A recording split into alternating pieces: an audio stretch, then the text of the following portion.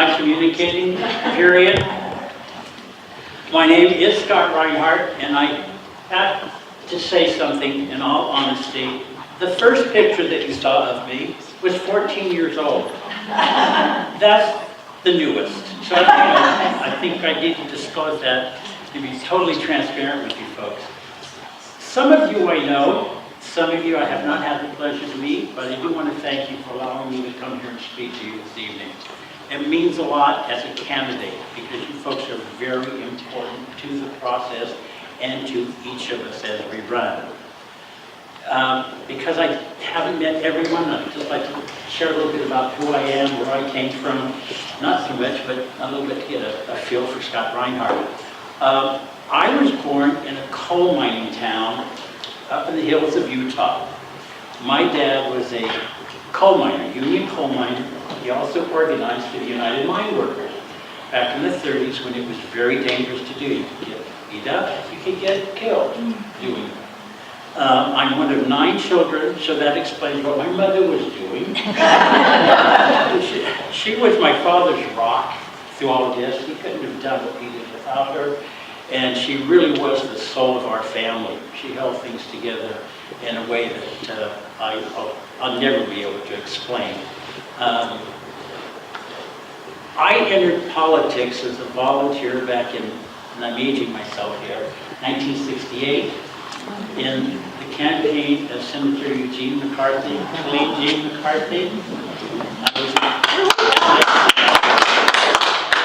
That pretty much states where I was on the political spectrum and have been ever since. So that was my first foray, and my most recent was working for Senator Bernie Sanders. In his campaign, I went to Florida for the caucuses. I went to Phoenix, Arizona, and knocked on doors. I was headed for Wisconsin, but I got horrendous cold, and I didn't think it was fair to get on the plane and spread it around to everybody on it. But that was what I had been doing politically. Mostly I'm a street activist, if you will. I kind of earned my legs in San Francisco. I am a member of the LGBTQ community, and I worked to help get AIDS funding, get AIDS education going, and to struggle to get some education going in a period when we had a president who would not even mention the disease. Okay. So that's kind of where I got my street cred in protesting and writing letters to Congress people.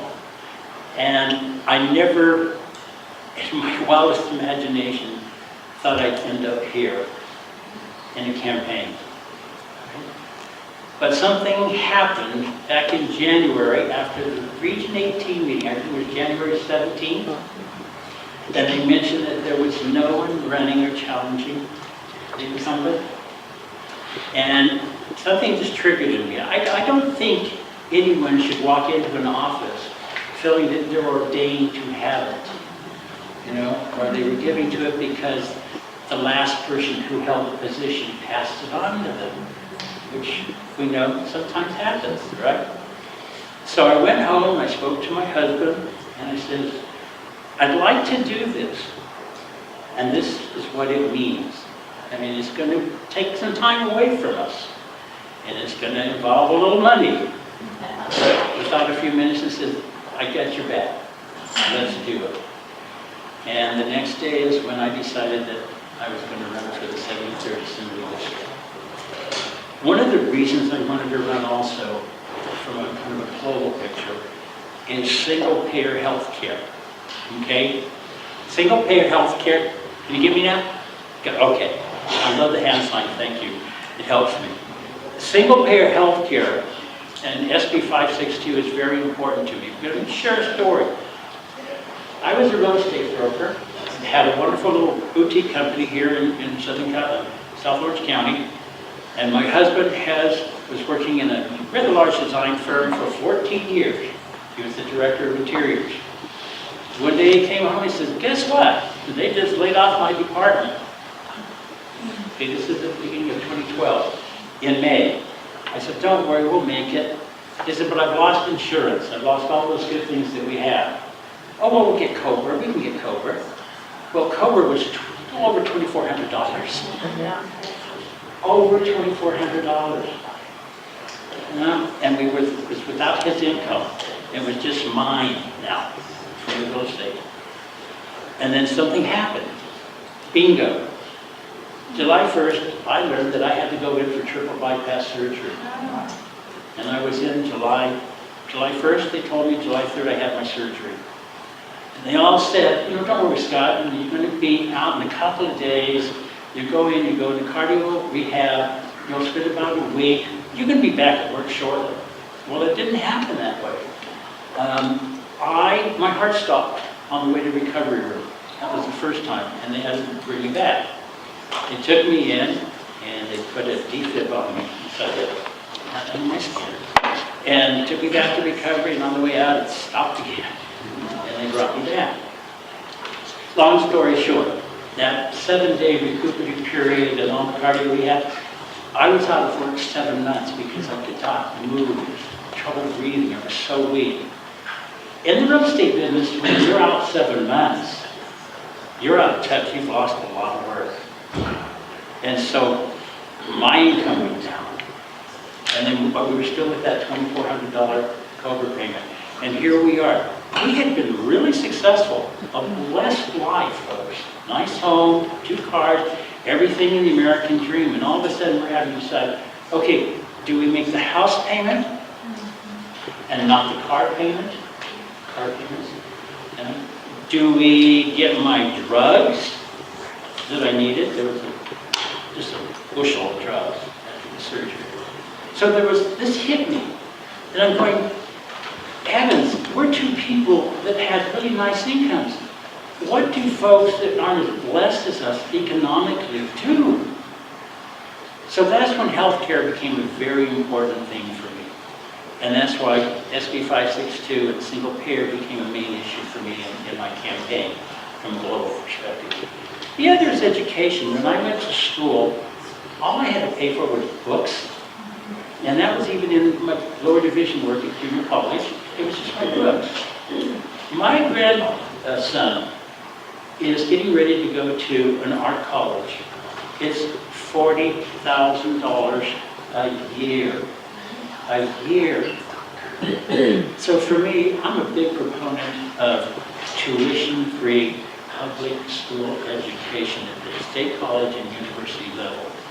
If Germany can do it, if France can do it, in other countries, then we should be able to do it here in this country, and definitely in this state, because we're the 5th or 6th biggest economic industry and biggest economic nation, if you think about it. I guess my time's up. Anyway, that was the fastest 10 minutes in history. I'm not check your clock. Well, we would like Thank to... you, brother.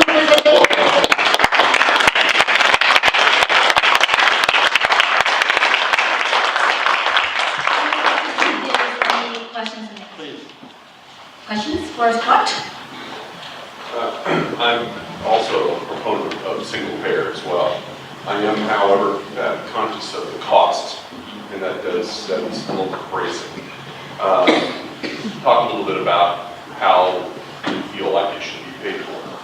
Okay, I really went off and appreciated the things done at the Pollen Report, it was done in Amherst, Yes. where they talked about 2 tax increases.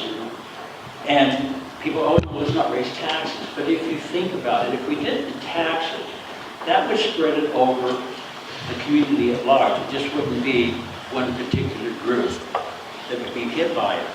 And also for those people who say, well, the undocumented people do not pay. Well, they would pay the sales tax, right? So the burden would be spread out more thoroughly. And if I may, I think it's a strong business issue that Republicans should address. Because if we had single payer, businesses could cut out the cost of workers' comp. I know that hit me, okay? And the money that's being spent, if you pay for your employees' health coverage, that would go away. Imagine that money reinvested in your business. So I think it's an issue that can be, if the message is clear, sent out to Republicans and their Republican support for it. In the back. As an endorsed candidate, how is the state and local county party helping? Well, the local party, because I'm a state candidate, they're really limited in what they can do. They're really great for the local, like the water district and school board issues.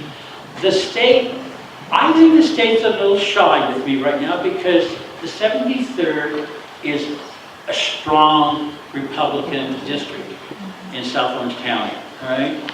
But it's doable. We can win it. We can win it, and that's what we're trying to convince the state. There's 41,000 unlikely Democrat voters, unlikely to vote, 41,000 in the district. We need to work on getting our message out to them to get those 41,000 to come and vote, because quite honestly, folks, it's going to take about 120,000 Democratic votes to win. Because I don't just have one person who's Republican running now, I have two. Ed Sachs, who was city councilman in Mission Viejo and a mayor in Mission Viejo, he's in it. He's so rich, he could just self-fund his campaign if he wanted to. Bill Burrow already has $200,000. I'm going to need to raise $110,000 for the primary and an additional $110,000 for the general election to be competitive. So that's where you all help. Okay, that's in your hand. So with Ed Sachs announcing his candidacy a week and a half ago, how does that change your strategy? In winning? Okay, well, when I initially announced, I already looked at the district. But the man who really helped me is when I brought on the campaign manager, Javier Gonzalez. Javier Gonzalez was Bernie Sanders' Western States Regional Field Director. He handled all 14 Western states. Javier is my campaign manager, and he looked, when I called him, he looked at the district. I called him first. He said, give me a few hours. And then he went and he looked at the district, and he called me back and said, it's doable, and here's how we will do it. And I have great faith in Javier's experience based upon what he did with Bernie. And so I do believe it is winnable. We just have to have the money and a clear message and get it out there and attract those 41,000 Democrats who haven't intended to vote. We also need to go for a significant number of the MPPs and draw upon the Republicans who did not support Trump in 2016. Any other questions? Thank you. Okay. You mentioned, obviously, money being issued with no consensus endorsement for the governor, lieutenant governor, secretary of state, and I can't remember. What's that? And U.S. Senate. And the Board of Equalization. And many boards of equalizations. How can we help by calling, or would it help if we called up to the state, California Democratic Party State Convention to release some of those funds to your campaign as an endorsed candidate because funds are freed up there? Well, I know that Javier is going to be making calls to some people who have hold statewide office. There are races that are not competitive. They don't have to worry about election to free up some money. But honestly, with you folks right now, what we desperately need are folks to go to the website, hit that donation button, then scroll down to the volunteer section and volunteer to work in the campaign, because this 73rd district is actually quite large. It goes from Trabuco Canyon all the way down to San Juan Capistrano and San Clemente. To hit doors, to pass out campaign material, and especially targeting those Democrats who haven't turned out to vote before. We have to make our message clear. We got to get out and touch them. We got to be right in their faces, because I think part of the problem is they haven't been approached before. For some reason, they're not getting out to vote, and we need to know why. And I can knock on a lot of doors, but I need other people to help me to get answers to those questions.